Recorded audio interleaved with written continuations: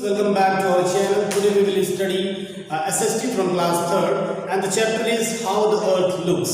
पृथ्वी कैसी दिखती है. So let's start the chapter. In the previous chapter आपने पिछले अध्याय में we studies that the earth is like a very huge ball. हम सभी ने पढ़ा था कि पृथ्वी एक बड़े गेंद की तरह है. It is so huge. Huge means बड़ा. यह बहुत बड़ा है. That only small part of it seen at a time. ये इतना बड़ा है कि इसका एक छोटा सा भाग ही एक बार में देखा जा सकता है. So a model of Earth called globe was made. So एक पृथ्वी का मॉडल बनाया गया जिसे ग्लोब कहते हैं. जिसे क्या कहते हैं? ग्लोब कहते हैं. पृथ्वी का एक मॉडल तैयार किया गया जिसे ग्लोब कहते हैं. A globe is round like the Earth.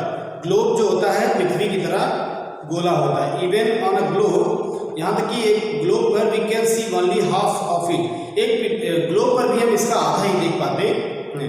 We can rotate it to see the other half. अगर हमें दूसरा हाफ देखना है तो उसे हमें ग्लोब को घुमाना पड़ता है. यानी कि पृथ्वी इतनी बड़ी है कि पहली बात तो ग्लोब में एक बार में देख नहीं सकते. अगर देखना भी चाहते उसे घुमाना होगा.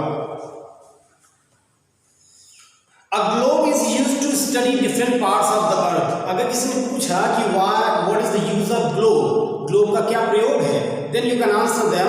आप उन्हें उत्तर दे सकते हैं that a globe is used to study different parts of the earth. एक जो ग्लोब होता है used means प्रयोग किया जाता है to study अध्ययन करने के लिए different parts अलग अलग parts में अलग अलग भाग को of the earth पृथ्वी के अलग अलग भाग का अध्ययन करने के लिए ग्लोब का प्रयोग किया जाता है. पृथ्वी के अलग अलग भाग का अध्ययन करने के लिए ग्लोब का प्रयोग किया जाता है जी. But it is very difficult to show small places on a globe. But किंतु it is very difficult यह बहुत कठिन है to show small places छोटे स्थानों को दिखाना बहुत कठिन है. on a globe एक ग्लोब पर छोटे स्थानों को दिखाना बहुत मुश्किल है. A big globe cannot be used because it is not portable. एक जो बड़ा ग्लोब होता है वो पूरी तरह प्रयोग नहीं किया जा सकता क्योंकि पोर्टेबल नहीं होता. So to solve this problem we use a map. एक ग्लोब पे सारी चीजों को नहीं दर्शाया जा सकता इसलिए हम लोग मैप का प्रयोग करते हैं. किसका प्रयोग करते हैं? मैप. मैप होता है फ्लैट और ग्लोब होता है round. A big globe that can be used because it is not portable, so it solves this problem. We use a map. A map is a drawing of the earth. जो map है वो पृथ्वी का जो क्या है drawing है और a part of it या फिर इसका एक भाग है. A map can be big as well as small. Map बड़ा भी हो सकता है और छोटा भी हो सकता है. जैसे हम चीज बनाएंगे वैसे बन जाएगा. अगर हम किसी चीज को कम यूनिट में दिखाते हैं तो हमारा जो मैप होगा वो छोटा होगा. अगर उसी चीजों को बहुत बड़े बड़े चीजों में दिखाते हैं तो वो मैप हमारा बड़ा बनता जाएगा. It is easy to carry a map as it can be folded. क्योंकि मैप जो होता है मोड़ा जा सकता है. सो इसे कैरी करना इसे कहीं ले जाना ले आना बहुत आसान होता है. लेकिन मैप को न फोल्ड किया लेकिन न ग्लोब को मैप को फोल्ड कर लिया लेकिन ग्लोब को आप फोल्ड नहीं कर सकते. सो ग्लोब को कैरी करना थोड़ा मुश्किल है. So to understand the places on the earth we use a map. तो चीज़ों को समझने के लिए पृथ्वी के स्थानों को जानने के लिए हम मैप का प्रयोग करते हैं क्योंकि मैप आसान है ले जाना और ले आना. The map of the whole world is called the world map. जो पूरी दुनिया का मैप है जो पूरी दुनिया का मैप उसे वर्ल्ड मैप के नाम से जाना जाता है. We can show minute details on map. Sometimes we have a big map on a wall, so call this wall map. आपने देखा होगा कई बार दीवारों पर भी मैप टंगे होते हैं. उस मैप को वॉल मैप कहते हैं. क्या कहते हैं उस मैप को? Wall map. दीवार पे टंगा हुआ मैप वॉल मैप होता है. A book consisting map is called an atlas. Maps से रिलेटेड जो बुक्स होती हैं उसे एटलस कहते हैं. It have many types of maps. इसमें बहुत सारे मैप्स के प्रकार दिए जाते हैं. Atlases are now available in multimedia format also. A map helps us to locate a place. Map किसी स्थान को दर्शाने के लिए प्रयोग किया जाता है. The north is at the top, south at the bottom. जो नॉर्थ है वो टॉप में रहता है, साउथ रहता है कि नीचे, ईस्ट रहता है राइट साइड और white west is on left side. तो वेस्ट साइड जो होता है लेफ्ट साइड में होता है.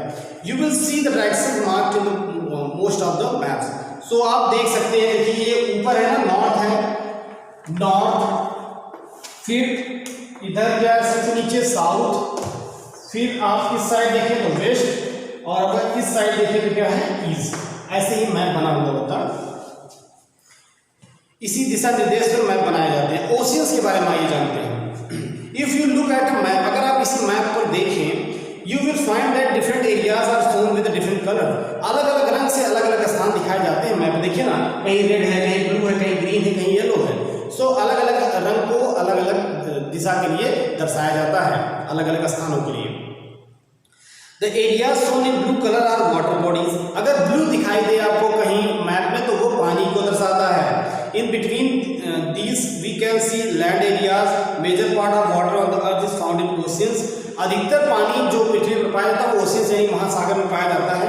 And ocean is a very large water body. Ocean जो होता है पानी का बहुत बड़ा संग्रह होता है। There are 5 oceans on the, पृथ्वी पर 5 महासागर हैं। कौन कौन से? Pacific Ocean, Atlantic Ocean, Indian Ocean, Arctic Ocean, Southern Ocean. These are the 5 oceans of the India, of the earth. पूरी पृथ्वी पर सिर्फ 5 ही ऐसे ओशियन है, Pacific, Atlantic, Indian Ocean, Arctic Ocean और Southern Ocean. The Pacific Ocean is the largest water body on the earth. जो Pacific ocean है वो सबसे बड़ा पानी का संग्रह है, जल का संग्रह है। As the name suggest, Indian Ocean is named after our country. और जो इंडियन ओशियन है हमारे भारत देश के नाम पर, इंडिया के नाम पर बना है।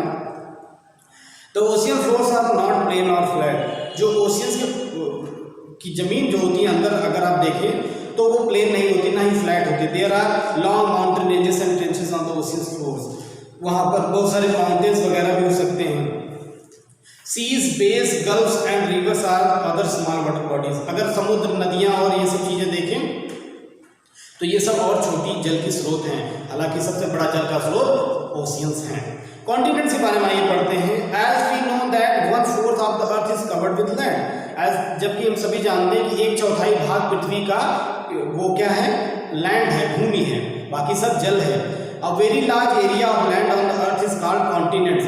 जो बहुत बड़ा एक भाग है पृथ्वी का वो क्या कहलाता है? कॉन्टिनेंट कहलाता है। There are 7 continent in all. 7 continent हैं पूरे देखा जाए पृथ्वी पर। There are Asia, Europe, Africa, North America, Southern America, Australia and Antarctica. ये 7 कॉन्टिनेंट्स हैं। Asia is the largest continent areas, Australia is the smallest one. Asia continent, जिस continent में हम हैं, जिस कॉन्टिनेंट में भारत आता है वो सबसे बड़ा कॉन्टिनेंट है। और जिस कॉन्टिनेंट में ऑस्ट्रेलिया आता है, ऑस्ट्रेलिया सबसे छोटा कॉन्टिनेंट है। Sorry. Antarctica remains covered with snow throughout the year. Antarctica जो होता है बर्फ से ढका रहता है पूरे वर्ष भर। Continents are further divide to smaller parts called countries. Continent को छोटे छोटे भागों में विभाजित किया जाता है जिसे कंट्रीज बोलते हैं। और country India lies in Asia. हमारा जो भारत देश है वो एशिया में पाया जाता है। The sailors sailing in the sea use an instrument called compass. जो सेलर्स होते हैं, नाविक होते हैं, जो नाव चलाते हैं, वो समुद्र में नाव चलाते समय कंपास का प्रयोग करते हैं। टू फाइंड आवर डायरेक्शन, दिशा का ज्ञान करने के लिए। The needle of the compass always point on the north. जो ये नीडल होती है कंपास की वो हमेशा नॉर्थ दिशा में यानी उत्तर दिशा में दर्शाता है। कुछ कीवर्ड देखिए। Trench, a long narrow channel that is cut into the ground. Bay, a part of coast where the land curves inwards. Gulf, a deep inlet of sea surrounded by land and narrow mouth. So we have completed the chapter. Please do exercises at your home. It is the homework for you students, and in the next video we will study the water from this textbook. So thank you so much. Please like the video, subscribe the channel and hit the bell icon. Thank you.